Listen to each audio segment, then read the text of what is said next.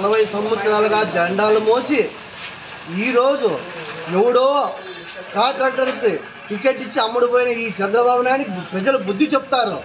2 సంవత్సరాలు ఉంటే అన్నా క్యాంటీన్ నీకోసం నువ్వు సీఎం కావాలని చెప్పేసి ఎంతో కష్టపడిన మా తెలుగుదేశం కార్యకర్తలు ఈరోజు మా చెప్పు తీసుకుని మేమే కొట్టుకోవాలనే పరిస్థితి వచ్చింది. బాబు గారు ఎన్ని కోట్లకు అమ్ముడుపోయినావు బాబు?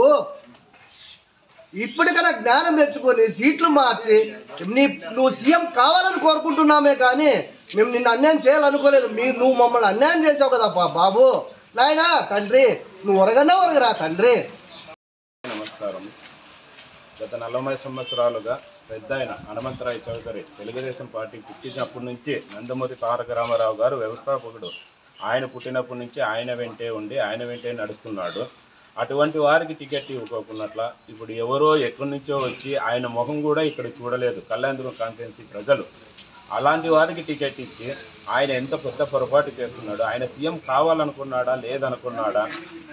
ఇది కళ్యాణదుర్గం కాన్స్టిట్యున్సీ ప్రజలందరూ గుర్తుపెట్టుకొని దీనికి సరైన బుద్ధి చెప్పాలని కోరుకుంటున్నాం.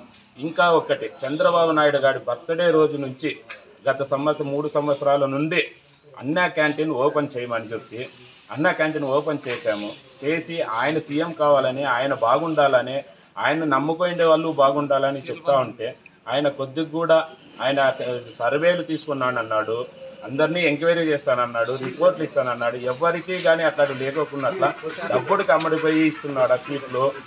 డబ్బుడికి అమ్ముడిపోయి ఇస్తున్నాడా? లేదంటే కైనా దీన్ని గతంలో నుంచి పెద్ద ఆయన ఎటువంటి పనులు చేశాడు, కళ్యాణదుర్గం కాన్స్టిట్యున్సీ ప్రజలకి ఎన్ని చేశాడు, ఏం కథ అని ఆలోచించి టికెట్ ఇవ్వకోకున్నట్ల ఎక్కడి నుంచో వచ్చిన ఆయనకి టికెట్ ఇచ్చి అందులో మొన్నటి నుంచి మేము పార్టీకి మీకే ఖచ్చితంగా టికెట్ ఎవరికి పెద్ద ఆయన హనుమంతరాయ చౌదరి ఫ్యామిలీకే ఇస్తామని చెప్పి మీరు చేసే పనులు మీరు చేసుకోండి అని చెప్పి మేము నావి ఇప్పటి వరకు ఒక కేసు లేదు. నా మీద 10 కేసులు ఉన్నాయి. జగన్ గారు దిష్టిబొమ్మ తగలబెట్టిన కేసులే 3 ఉన్నాయి.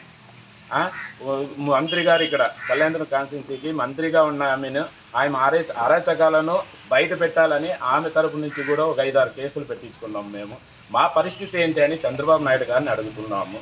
అయ్యా, ఇలాంటి నిర్ణయాలు తీసుకునేటప్పుడు అందరినీ అంటే మమ్మల్ని కాదు అన్ని కాన్స్టిట్యున్సీ ప్రజల్ని అడిగి తెలుసుకొని ఖచ్చితమైన నిర్ణయాలు తీసుకోకుండా ఇలాంటి పనులు చేస్తే మీరు ఎప్పుడైతారండి సీఎం? మీకు సీఎం అయ్యే అవకాశం ఉంటుందా అండి? ఇట్లాంటి పనులు చేస్తే ఎట్లండి? మేమేమన్నా ఊరేసుకొని చావాలా? పురుగుల మంది తాగి చావాలా?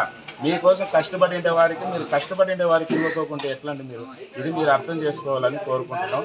పాత్రికేయులందరికీ నమస్కారం. సమస్య లేని ఇల్లు ఉండదు, పరిష్కారం లేని సమస్య ఉండదు. బంధాలు గొప్పవి, బాధలు చిన్నవి. మీ సమస్యని మేము పరిష్కరిస్తాం. రండి, మాట్లాడుకుందాం.